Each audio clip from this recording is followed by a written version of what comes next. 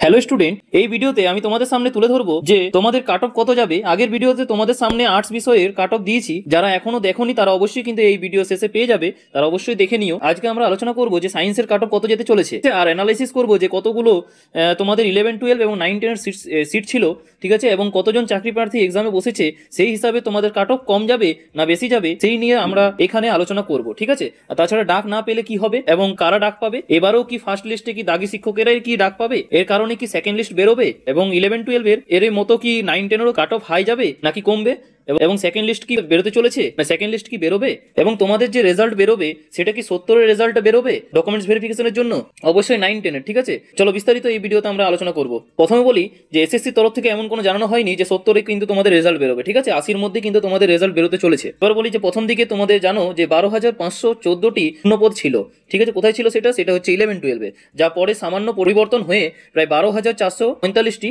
করা হয়েছে। এই সিটের জন্য মোট আবেদনকারী ছিল প্রায় 2,46,000। অ্যাপ্লিকেশন ফর্মটা কিন্তু ফিল আপ করেছিল, ঠিক আছে, কিন্তু এক্সাম দিয়েছে প্রায় 2,29,000 প্রার্থী, প্রায় 93% পরীক্ষার্থী পরীক্ষা দিয়েছিল। এতে তোমরা স্পষ্ট বুঝতে পারছো যে কম্পিটিশন একই কত হাই। তোমাদের বুঝতে হবে যে যোগ্য শিক্ষকেরা যদি এই 11-12 মধ্যে যে 26,000 প্রার্থী ছিলেন তার মধ্যে প্রায় 12,445টি, এর মধ্যে প্রায় 11,000 জনও যদি চাকরি পায় 11-12-এ যোগ্য শিক্ষকেরা, তাহলে কিন্তু 9-10-এর কিন্তু ফ্রেশারদের চান্সটা কিন্তু অনেকটাই বেশি। কেন বেশি চলো এবার জেনে নেবো যে 9-10-এর যে ডাটা কি বলছে। প্রায় দেখতে পাচ্ছি 3,19,961 জন প্রার্থী আবেদন করেছিল, কিন্তু তার মধ্যে এক্সাম দিয়েছিল 2,93,000-এরও বেশি প্রার্থীরা, ঠিক আছে, কিন্তু পরীক্ষা কিন্তু বসেছিল। তারপরে আমরা দেখতে পাচ্ছি যে এর শূন্যপদ কত ছিল। এর শূন্যপদ প্রথমে ছিল 23,215টি, কিন্তু পরবর্তীকালে সেটা চেঞ্জ হয়ে পড়ে, কিন্তু মোট শূন্যপদ কিন্তু তোমাদের ছিল 23,212টি, ঠিক আছে, একটু কমেছে। আর এখানে তোমরা দেখতে পাচ্ছ যে যদি কোনো যোগ্য শিক্ষকেরা যদি 2,000 সিট এখানেও পায়, ঠিক আছে, 9-10-এ, কিন্তু তোমাদের বুঝতে হবে 21,212টি সিট কিন্তু তোমাদের জন্য রয়েছে, বিশেষ করে ফ্রেশারদের জন্য, ঠিক আছে। তার মানে বুঝতে পারছো যে ফ্রেশারদের জন্য কিন্তু অনেকটাই চান্স কিন্তু এখানে বেড়ে যায়। তাই চিন্তার কোনো কারণ নেই, ঠিক আছে। তোমরা কিন্তু অনেক ফ্রেশাররাই কিন্তু এবারে 9-10-এর কিন্তু পরীক্ষায় কিন্তু তোমরা চান্স পাবে, ঠিক আছে। আর তাছাড়া এত আন্দোলন হওয়ার ফলে ফ্রেশারদেরকে কিন্তু এবারে কিন্তু 9-10-এ কিন্তু সুযোগ দেবে, ঠিক আছে। তোমরা চিন্তা করো না, কিছু না কিছু হবেই না। তাছাড়া তোমরা জানো যে 26 তারিখে কিন্তু একটা রায় আসতে চলেছে, এবং সেখানে কিন্তু কিছু না কিছু এই 10 নম্বর নিয়ে কিন্তু রায় আসবেই, তোমাদের জন্য সুখবর কিন্তু একটা নিয়ে আসবে। এবার বলি যে তোমরা অনেকে টেনশনে আছো যে 10 নম্বরের ভিত্তিতে কি 10 নম্বরটা যদি সবাইকে দিয়ে দেওয়া হয় তাহলে কিন্তু কি আমরা ফার্স্ট লিস্টে ডাক পাবো। প্রথম বলি যে হ্যাঁ, ফার্স্ট লিস্টে কিন্তু ডাক পাওয়ার চান্সটা একটু কম হলেও কিন্তু মনে রাখবে যে সেখানে কিন্তু ডিবিতে ডকুমেন্টস ভেরিফিকেশনে কিন্তু তারা সবাই বাতিল হয়ে যাবে, ঠিক আছে। দাগি শিক্ষকদেরকে কিন্তু প্যানেলে নেওয়া হবে না, এবং সেটা কিন্তু অবশ্যই কিন্তু হাইকোর্টও কিন্তু জানিয়েছে যে দাগি শিক্ষকেরা যাতে চাকরিতে না জয়েন হয়, ঠিক আছে, একজনেরও যাতে নাম না থাকে, ঠিক আছে। তাই এর কারণে কিন্তু তোমরা কিন্তু ডিবিতে দেখতে পাবে যে অনেকজন কিন্তু বাদ পড়ে যাবে যদি ডাকা হয়, কিন্তু আমার চান্স আছে যে অনেকেই পাবে না, ঠিক আছে, যে ফ্রেশার্সরাই কিন্তু এখানে কিন্তু চান্সটা অনেকটাই বেশি, এবং ফ্রেশারদের জন্য কিন্তু একটা ভালো খবর কিন্তু আসছেই, ঠিক আছে, চিন্তা করো না। এবার বলি তোমাদের মনে অনেকেই প্রশ্ন যে 9-10-এর কাট অফ কি কমবে। তো প্রথম বলে রাখি হ্যাঁ, 9-10 কাট অফ কিন্তু কম যাওয়ারই সম্ভাবনা অনেকটাই বেশি। আর তাছাড়াও যদি ফার্স্টে হয়তো কাট অফ হাই করে দেখাবে, কিন্তু অনেক দাগি শিক্ষকের কারণে অনেকেই বাদ যাবে, তাই ঘাবড়াবে না, সেকেন্ড লিস্টে কিন্তু তোমরা ডাক পাবে। তোমাদের কিন্তু 80-তে কিন্তু রেজিস্টটা বেরোবে, সেটা আমি বলে দিচ্ছি আগেই।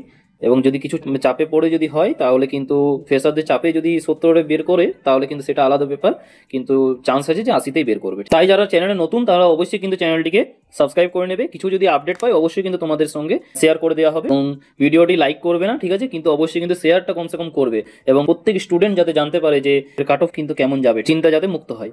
চলো এবার জেনে নিই যে তোমাদের কাট অফ কত যাবে।